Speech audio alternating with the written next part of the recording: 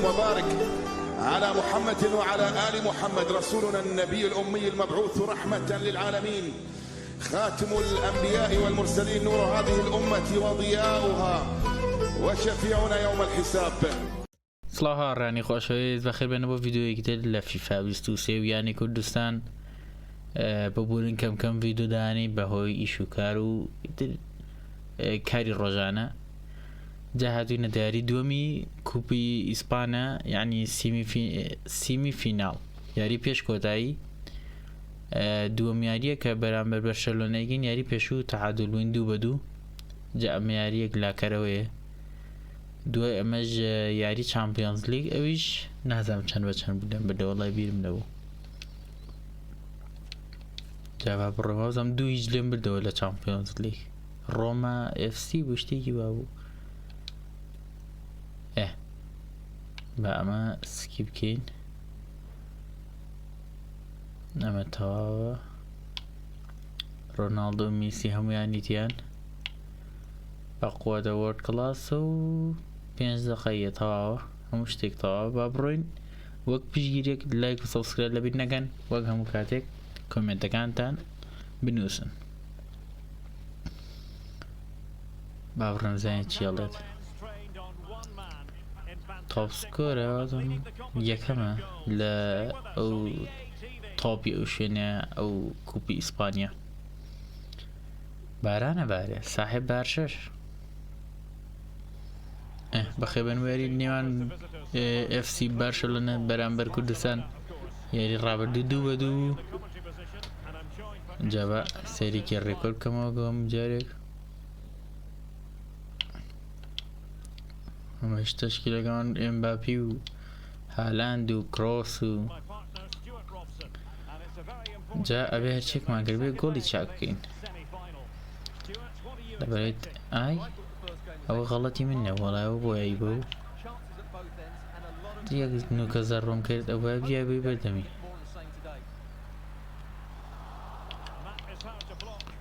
جاخۆ گۆڵ بەیتر وەڵا ڕێک ئەوێ لێفت بکەین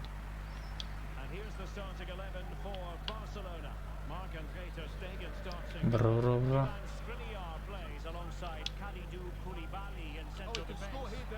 ئەو گۆڵ بوویان ئۆفساید وەربم لە ئەی بیژی خۆ تاوە گۆڵ بوو تا جەماعەت وەڵام ئەمزانی ئۆفساید بوو تۆزێ کەوتمان دوو دڵیەوە بە زۆر جوامم پێشخست بژین ئەمە یەک هەبا لێشیاتەوە ئەها لەویا کەیدر وڵایەتیشم ئۆفسایدە بەس شکر ئۆفساید نەبوو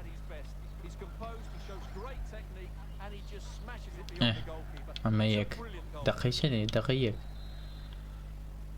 دقەی 5 لەویا دیاریەکان 5 دقەین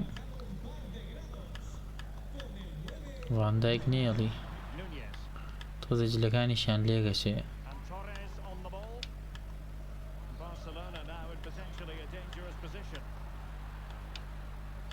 هاي لەوە چۆنەوە سەی گێلەمان پێکات هەیاوار غەڵاتم کرد نەکەی جا خوب ڕۆژ تا گۆڵی کرد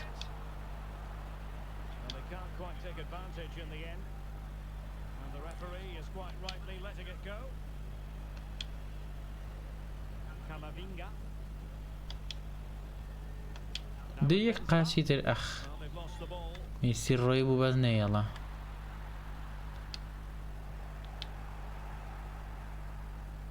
نایەڵێ نا باشە لیڤاندۆسکیان فرۆشتووە دیار نییە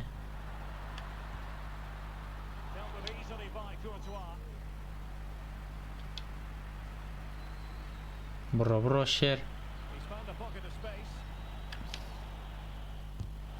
وڵایەت حەزم لە شوت پاوەر وە لە خۆی نام دوانی پاسە دۆم بە بەنزیمە بەس قەینە بە ئەوە جارجارە شوتێکیشی پێگەینەوەمە کە لە گۆڵە وای نەیەڵە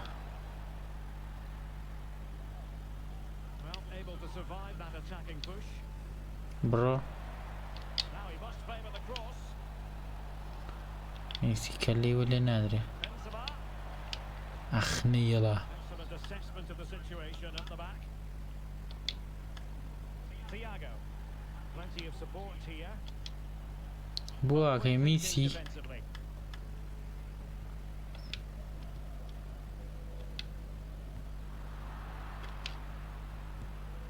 عقل لو قول له فقرعة ما مزاني قوله أهلا شو بو برا زور لار بوا الله يخو جواني روي أبل أبل ورين تشاتيك شو باولي قرين ورا معنا غلط مكا Ronaldo. وأملاو بيشو أخ والله يكديشم Look on form. مجالي نيا Advantage Barcelona. برا أنا روجون تيك شو مسويها بجيت خليه فري أوش هتحاب من جاجالة شاقة Thiago. دي أبو فان دايك وبجي هلا غلط بو ها سي أليو ها فان دايك ده بدم يادي نازم وني يا أبو أما ياكو ياك And it's a great finish. He holds off the defender, keeps his composure and finds the back of the net. It's a marvellous goal. بعد توزن مرا آخر كين بميسي 3-3 on aggregate. نا يلا كي توزن نزيق بدي تبغى كل يوكو بنو نا يلا Thiago. It's a neat move. تا وقت معنا مرة كريم Ball in behind. جولا أخ Level goal. يا وار It's a fantastic save. He's such a good keeper. جولا He deliver it with accuracy. أي والله يخل ليش يا بس What a fine save. وينك كاس الميراو The away goals, so they need to make one of زور these بو. set plays count. And the problem not completely solved. هو بالله شو لحاستي No damage done. لا أستي يعني فرقي نية هي مع عشارين اللي حاستي Kulusevski. Kessié has it. Thiago. Promising move from Barcelona. مقرنا ناكي The ball is loose. ناكي To be punished here. Terrific. أوه غلط أنا قم جارجارة أي أقرأ فرياكا ويا خان ياويتر دوت ما أخرى ما كي كاتي لوت خرانا Well, a top notch زور جوانا judgment.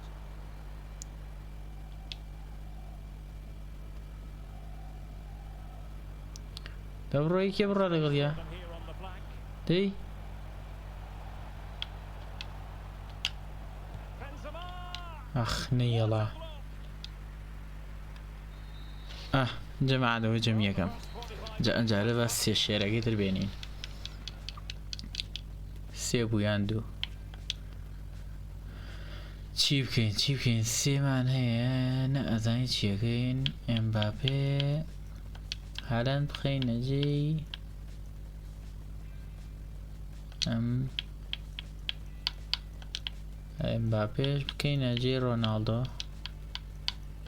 میسیشەکەین بە کۆردۆبا تەواوە بۆ ئەوانی تر خوێنەکانیان پڕەبا کرۆس خوێنەکەی پڕێتەوە بە یاریەکی در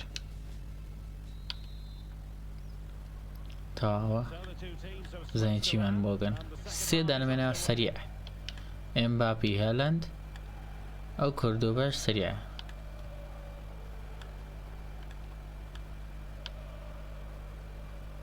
ئەوە چیە و پاسات کردنەشتە نەکەی هاي لو أخو خليك الكولا كان البقالته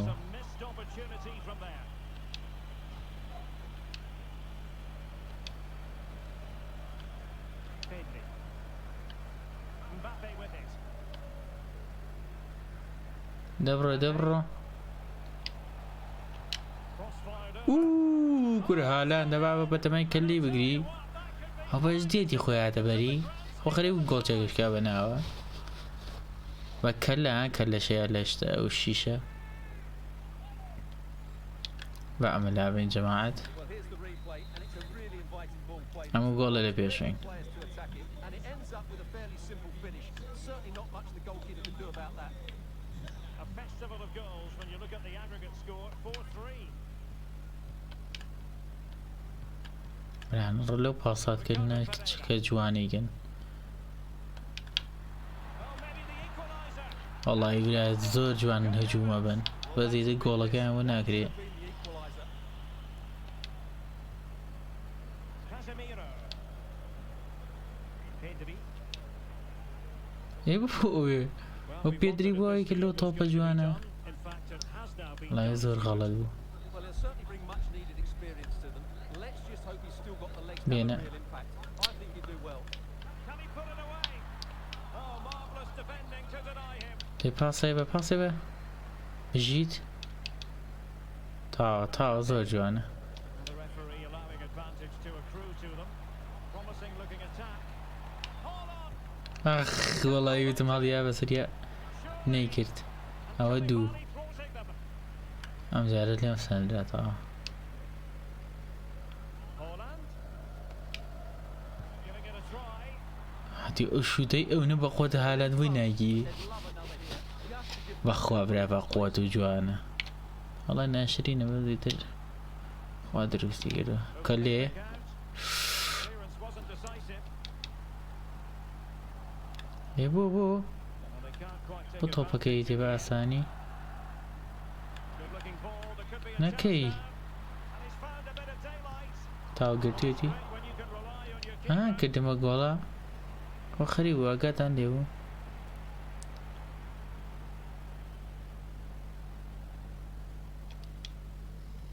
Now plenty of live football coming your way بڕۆ کامەڤینکە on EA TV. I'm really ئەخ خاوە ناتوانێ بڕوا لەگەڵیا Could be a really feisty affair. A corner will ensue. گۆڵە Someone get on the end of this. بەیان ناکرێت گۆڵیان بۆ ناکرێت There's a goal kick here. دەقی هەفتەیە گۆڵ لە پێشوین عیبە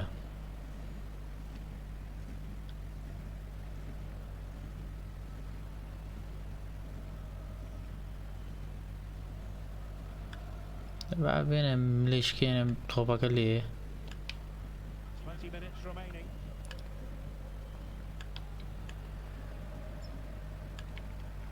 Thiago. Promising move from Barcelona. Will he play it in? نەکەی Was an important piece of defending.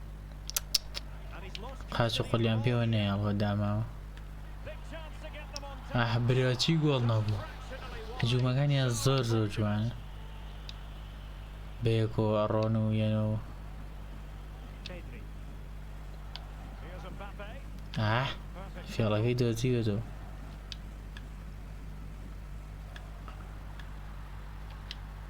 They need to get tighter. This looks threatening. نەکەی And the ball is loose. بژیت بڕۆ Tucked away. Well, what a magnificent save that was. It really was top-class goalkeeping. Well, maybe Vichy it's time for Haaland. them now to relieve the pressure by stringing a few passes together. Mbappe, دروسە گۆڵە space to cross it. کەم بوو دروسەکەم زۆر کەم بوو نەچوو ئەوەی ناوە Had that gone in, there was no way back. Not much time left now, though. A lot of live football to come right here on EA TV, and I very much hope you can join us. وەرە گرتوومە I like the look of that game. The atmosphere is always حەق good. برانە ڕۆلە شوتە بەخوادە بۆی نەگیرە So making the substitution. دەی لێیە Who's going to get on the end of it? A very effective clearance. دەبڕۆ بۆ دەبڕۆ ئەو بۆ ئەمیش خاوەتەوە Final 5 minutes.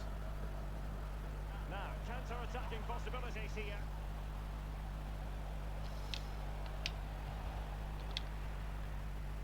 Pressing high, and they have the ball again. دە بێڵەن شوتێ بڕوا هەمویانم سمیەوە بە شوت برانە ڕدەقی هەشتا Nunez گۆڵکان زۆر خراپە and Depay on the ball. ێ فاوڵە Being egged on by the crowd. گۆڵیان بۆ ناگری ئیشەڵە It had power, just couldn't find the target. So deciding to make a personnel change at this juncture. ولا الرو چۆن هجومیان تونکردێتەوە شەت حەیان کورد ناڵم پاسێ بی تاو بالمانەوە جەماعەت بژین لایک لەبیر نەکەن کۆمنت ئەوە لە چاویشمان بردەوە چاویش بۆ دەرەوە بۆ دەرەوە یاڵا بۆ دەرەوە هالاند بە باشترین یاریگاڵ بژێرا بە یەک گۆڵ کەوتوەشمان هەیە یاڵا با لە دوانێ بدەین و بڕۆین بۆ یاریەکەی چامپیۆنز لیگ ئەوەتا جەماعەت کێ بردێتیوە وین ئەوەی گۆڵز وازم ڕیاڵ مەدرید بردێتی و ئیتر نازانم بەچی Tengo varias preguntas que hacerle, pero antes me gustaría darle las gracias por su tiempo.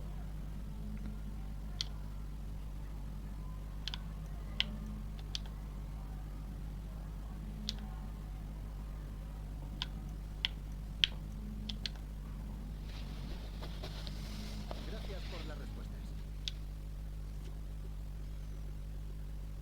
جەماعەت دیاری لە هاتووشمان هەر باشەیە بەس لالیگایە زۆر گوێ نایم بە لالیگا بزانم خاڵەکانمان چەندەیە وەڵایی خۆ 6 خاڵ لە پێشیانوین بزانم یاری داهاتوو ڕێک چامپیۆنز لیگە ناوەڵا دوو یاری تێپەڕێنین جەماعەت با بڕێن بۆ یاریەکەی چامپیۆنز لیگ با بڕێن عادی خۆشەویست گەشتینە ئەوەی یاریەکەی چامپیۆنز لیگ بەرامبەر ڕۆما FC سێوی جاری بەشوو لێمان بلۆتەوە بەڵام کێشێکمانیاڵی ڤاندایک سوورە نازانم بۆچی یاری پێشوو سوور کراوە لە چامپیۆنز لیگ ئاگام لێنەوەی ناخۆ لە لالیگا سووریش بکرێت حەقی نییە بەسەر چامپیۆنز لیگەوە جازانی چیەکەین کێ بخەمەوە ئاوا خراپە بام کاسەر میرۆ هەر وایە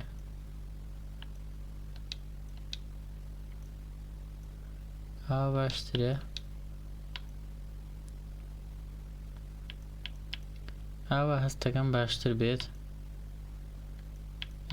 ڤاندایکی بکەینە جێ ئەم کابرا چونکە ناتوانم یاری بێ بکەم هەرە بێ وای لێ بکەم ئەینا نایاڵدە یاری بکەی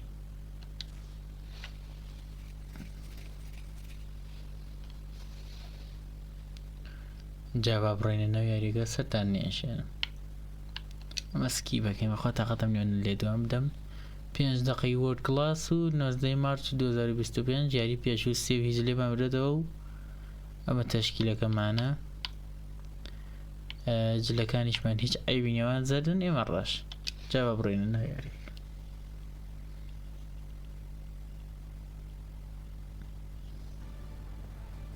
ئەوە گەشتینە ئەوێ كريم بنزيما بيجي كريم ساحي خومانا تواوا او نقشة بخيبر وياري نيوان كردستان وروما FC لساحي كردستان ل چامپیۆنز لیگ و یاری دووەم کە یاری پێشوو سێو هیچ بردومانەتەوە بە سەردان نێژێن سەرێکی ڕێکۆرد بکەین و بەردەوام بین لە یاریکردن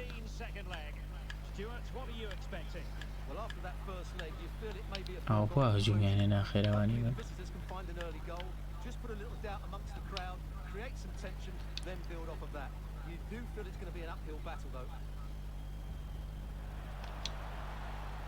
فەرموو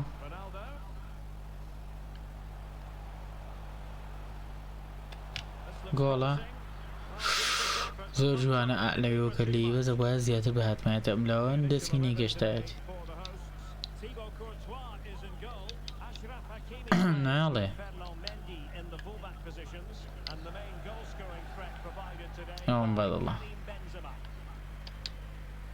ئای لەوە چۆن لێ سەندەمەوە هیچ نییە ئیسفادەی کردووە برو برو ناوگری برو ئەمەیان ناوگری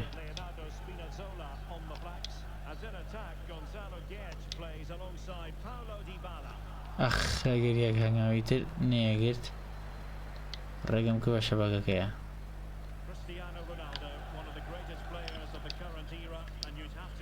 ئەوە چی کاگەوە چییە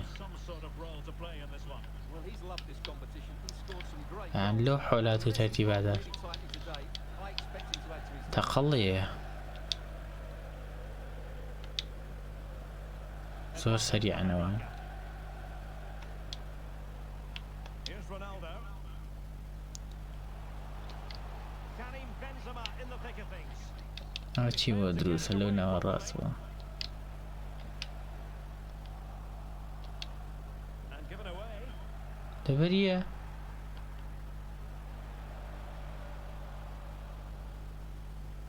وازی لێ نایە نێبرانە ڕۆ نازام چی لێگەم خۆ ناژێ لە پاسات بی Gonzalo Guedes.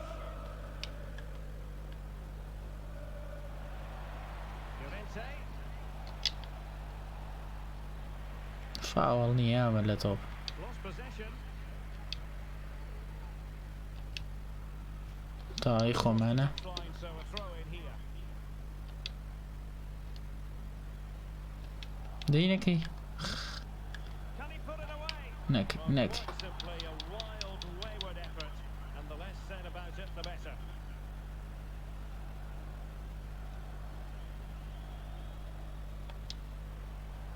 Camavinga, بڕۆ Ronaldo, Messi in the vicinity. کە لێ ئەخ میسی بووی نەکرا Couldn't quite muster a real. ئەینا زۆر جوانە بوو Well, plenty of media reports documenting the current situation Nee, as Anna. regards Karim Benzema. The rumours coming out of the camp, Stuart, are that this may be his last season, that he's considering hanging up his boots. Well, if it is true, he'll be a big miss to everybody. He's been such a great player for them, but I'm always pleased to see a player retire before their powers start to wane. دەبڕۆ لەو بینەوە دەی دەی دەی دەی Having a big impact on this team. Messi waiting to pounce. ناڵێ Bumps clear. Ronaldo. And a body in ئەخ هەمووی بەریارزانەکەوێت تۆپەکان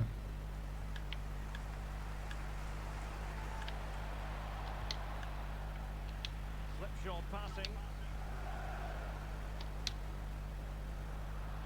ناڵێ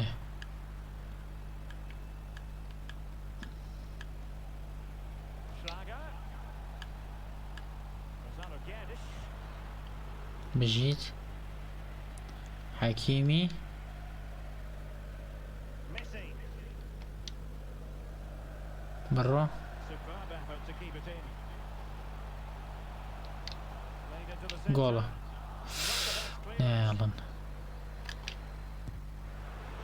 ئەوە شوت پار بوو هەر نێڵە And the referee says گۆڕناڵەقەی ناکە and there's the گۆڵە delivery. Still ناڵن نا نازان بوو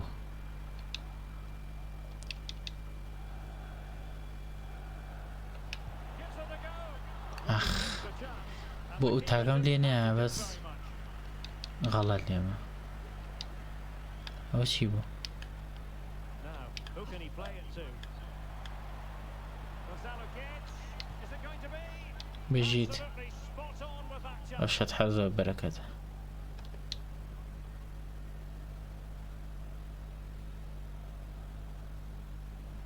Well, out of play. ناگیرێتەوە کاکە ناگیرێتەوە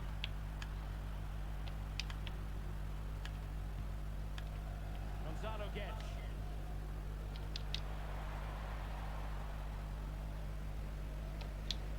Ronaldo threading it بڕۆ through. کەریم Nothing positive Aye. comes of it, unfortunately. ویستم بیخولێنوە نێگرت خەریکە باشەیکەم بۆ گۆڵە First half draws. ئەنجام یەکەم تاو بژین ئێستا تەشکیلەکەمانە گۆڕین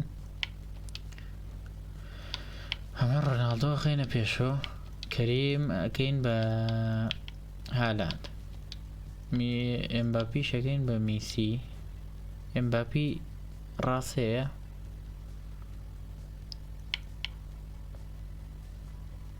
هالاند يلا بابي هالاند شبي باشا هادي اللي بكين هر خرابة دي يلا باشتري هادي بتامينم بيخون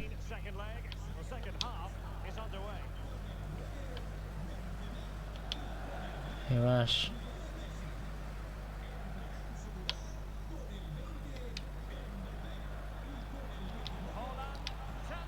هاي تيلي حكت لي طب نايتنا نايغوري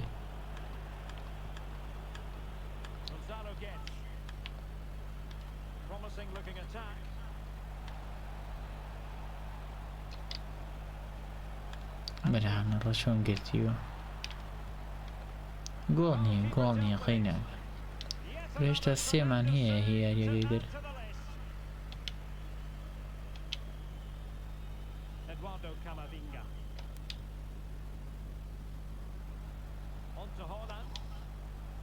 تخواو بيش خصنا أبوك هالاند هذا بري تايكي خوينيا نايزاني بازدا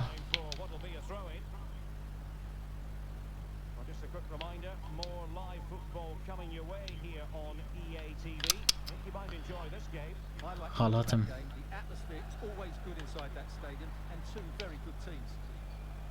Since they have the ball, the referee playing advantage here.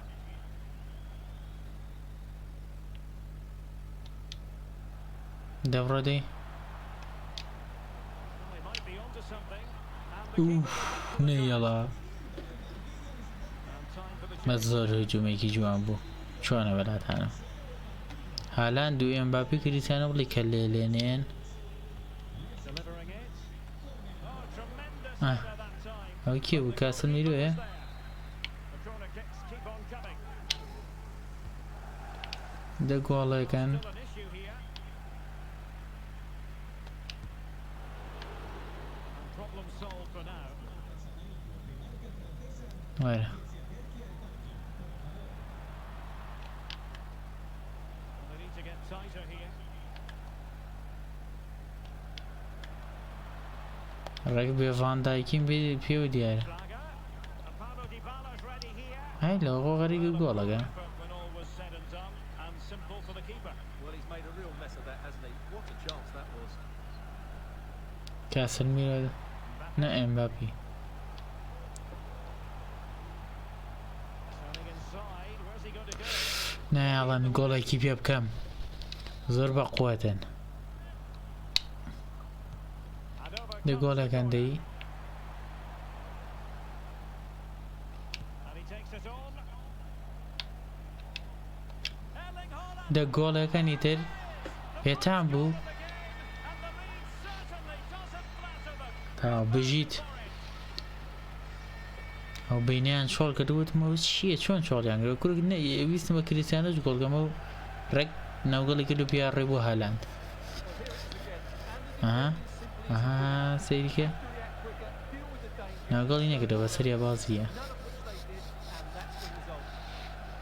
بجيت دست خوش يعني كتري جرو قولي بقدم اگرتان ليلة خوشيتيكا او خوم على اساس لسه شيء خوم دروس مقدو Turned into a runaway on aggregate 4-0. من بمان ولا من الخياري من ناقل الرمى يديرو طالما ما وريها برزة That's useful play. He must finish. او جول ناقري كاسر او افيريدو اي What a brilliant save that was. How did he هير keep شي that out? كتون هنا ايوا Can't exhale just yet. Here they come again. باجومي كدير باين This might be ideal for the counter. وهاتشي اوفسايد Slightly offside. عشبو خوان لبيشو بون قلتو ما Inside the final quarter of an hour now. قينا او تقو شري اوانا بزر باشتر To be a throw in.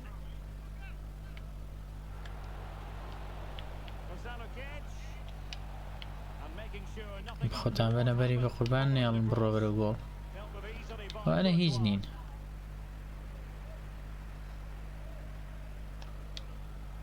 مرو هالاند هالاند وانا زغوش اقبل انا الرغوي وانا جيري اگه لي هذيك قالتي خست هميكم جار مشفوتي وانا بخوي ببينم قالتي اللي بكاته وهي هر وشكي انا قالت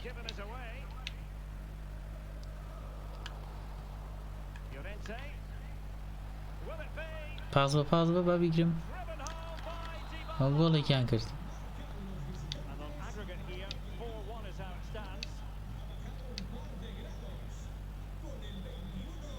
اك چون ليسند وريان برز بو تا او چی بو فاول قرآن مدين تاول دي الله ورن حاس يا خو تمام باشير گل مان لگا بابا دقيقه 85 سي گل لدواون خوف لي من دينيه تبينا حتى كم جول يكتر كم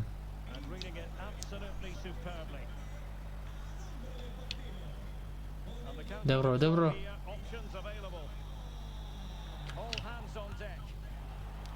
برو جول نبو كيره شيطان دايه برو جول بايد رقي اسمي هو دامو والله بحسب اللي معني يلا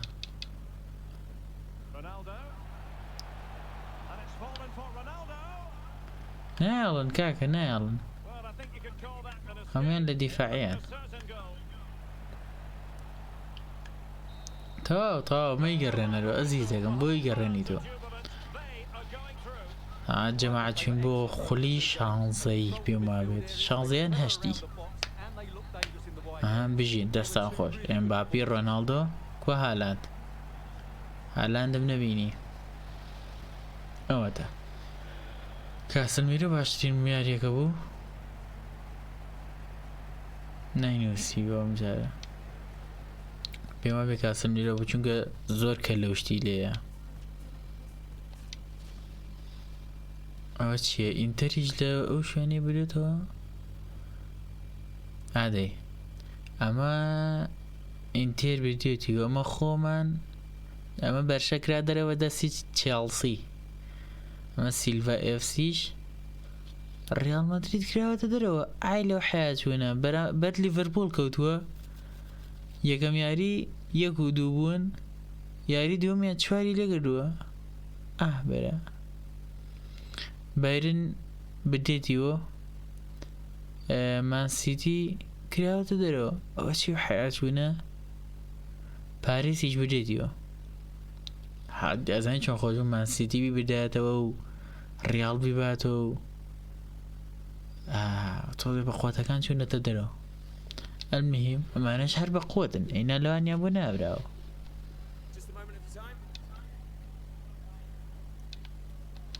يعني كان نتابع بقوة ربن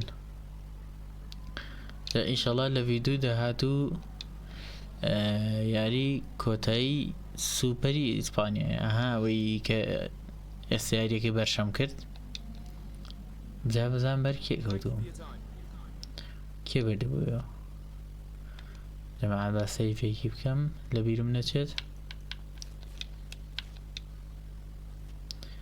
بشين امنا ما نشيه تيم توشيد امتش فاندايك ليرة سورنيا كاسلميرو كروس اما كينا ايرا جامج اوليا كينو تاو زور جوانا كل معنو بتشكيلة خوي اما ياس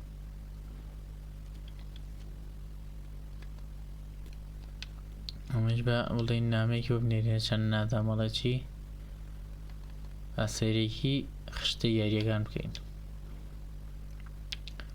جماعة ما ياري اوي امشيه ما دم ياري بوم براهنري ايش هنا برازيل وما بما ياري او ما هيجنيه بلا موزر ميمنيه